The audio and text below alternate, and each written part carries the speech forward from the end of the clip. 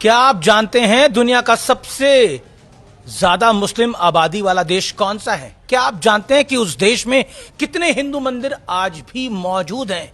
और क्या आप ये जानते हैं कि इस्लामिक देश होने के बावजूद वहां ऐतिहासिक धरोहरों को सम्मान और गर्व के साथ संजो कर रखा गया है? वो देश इंडोनेशिया है। इस देश की 87% यानी 24 करोड़ 82 लाख लोगों का धर्म इस्लाम है। प्रधानमंत्री नरेंद्र मोदी वहां पहुंचे तो कई रोचक तथ्य इतिहास के झरोके से निकलकर बाहर आ गए। ऐसे ही कुछ तथ्यों में से एक प्रम्बानन मंदिर है।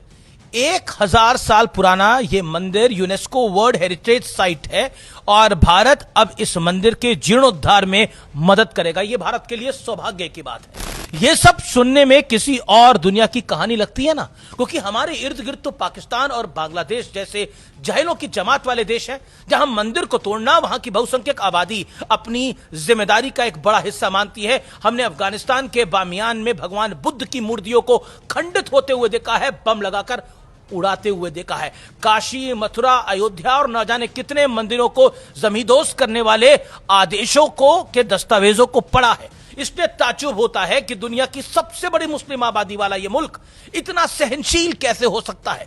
इस कहानी के दो हिस्से हैं जनाब। एक हिस्सा वो है जो इंडोनेशिया के सनातनी विश्वास को हाईलाइट करता है और दूसरा बड़ा हिस्सा वो है जो उस व्यक्ति की कार्यशैली से जुड़ा है जो भारत के साथ साथ देश विदेश में सनातन से जुड़ी विरासतों को संजोने का काम चुपचाप कर रहे हैं।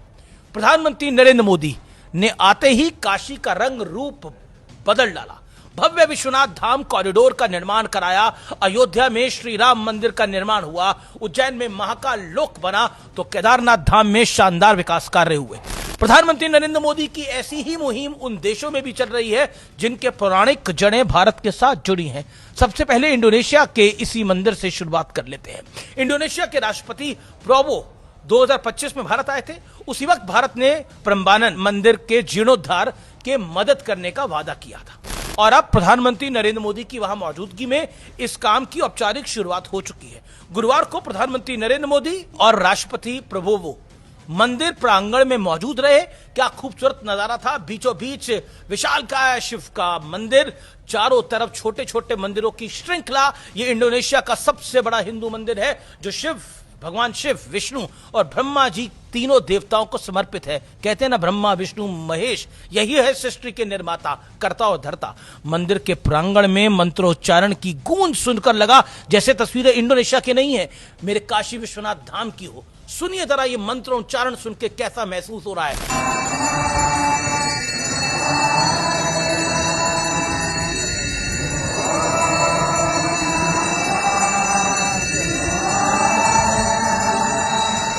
मेरे मित्र राष्ट्रपति जी जिस प्रकार से किसी काम को हाथ में लेते हैं तो एक फौजी के नाते बहुत वेल प्लान करते हैं और समय से पहले पक्का पूरा करेंगे। और आज उन्होंने मुझसे प्रॉमिस लिया है कि 29 के पहले इस काम को हम कर लेंगे और आपको दोबारा आना है। मैं आपको वादा करता हूं कि मैं इसके पुनर्निर्माण के बाद जरूर यहां आऊंगा और आपके साथ इस उत्सव को मनाऊंगा। यह कॉन्फिडेंस यूं ही नहीं है। नरेंद्र मोदी जानते हैं इस काम को कैसे अंजाम देना है। वो भी जानते हैं कि तय वक्त में इसे पूरा करने का प्लान क्या है, क्योंकि प्रधानमंत्री मोदी जब से सत्ता में आए हैं यह उनका पहला प्रोजेक्ट नहीं है। साल 2014 वियतनाम में यूनेस्को की लिस्ट में शामिल मीसोन मंदिर परिसर को भी फिर संवारा। यह दक्षिण पूर्व एशिया के सबसे महत्वपूर्ण शिव मंदिर है। साल 2015 नेपाल में भूकंप के बाद भारत ने $5 करोड़ की मदद से सांस्कृतिक धरोहर स्थलों का जीर्णोद्धार करवाया। इसी साल श्रीलंका में तिरुकेतीश्वरम मंदिर की मरम्मत के लिए 32 करोड़ 60 लाख रुपए श्रीलंकाई रुपए देने का समझौता किया। इस देश में कई लोगों ने सोशल मीडिया में लगा क्यों दिए जा रहे हैं श्रीलंका को पैसे, अपने यहां के पहले मंदिरों को तो ठीक कर लो।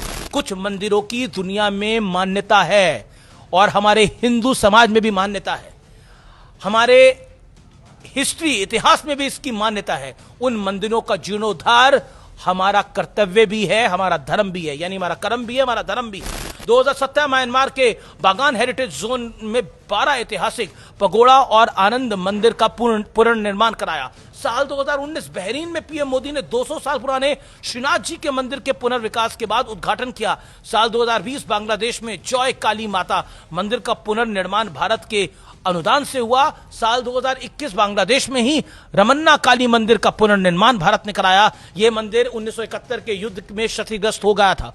साल 2022 में कंबोडिया के अंगकोर हेरिटेज कॉम्प्लेक्स का काम भारत कर रहा है।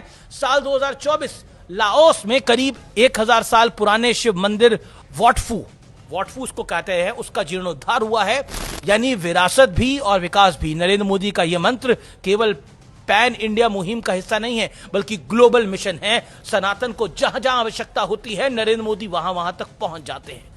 ऐसे रिश्ते केवल धार्मिक सूत्र मजबूत नहीं करते, बल्कि बिजनेस एंगेजमेंट्स को भी बढ़ाते हैं। नहीं तो हमने वो दौर भी देखा है जब राम को काल्पनिक और श्री राम सेतु को नेचुरल स्ट्रक्चर बताकर तोड़ने की पुरजोर वकालत हो गई थी इस देश के अंदर। और इसी देश की एक पूर्व सरकार ने करा था, कांग्रेस ने करा था, हलफनामा दिया था। यह सत्य और तथ्य है। लेकिन अब दौर और दशक बदल चुका है, युग बदल चुका है। इस दौर में हमारी भी जिम्मेदारी है कि हम अपने बच्चों को अपनी विरासतों के बारे में जानकारी दें, और हो सके तो ऐसी किसी ऐतिहासिक जगह जरूर घुमाएं, क्योंकि एक जीर्णोद्धार सनातनियों को अपने अंतर्मन में भी करना होगा। अस्तित्व को बचाने के लिए अंतरात्मा को जगाए रखना जरूरी है।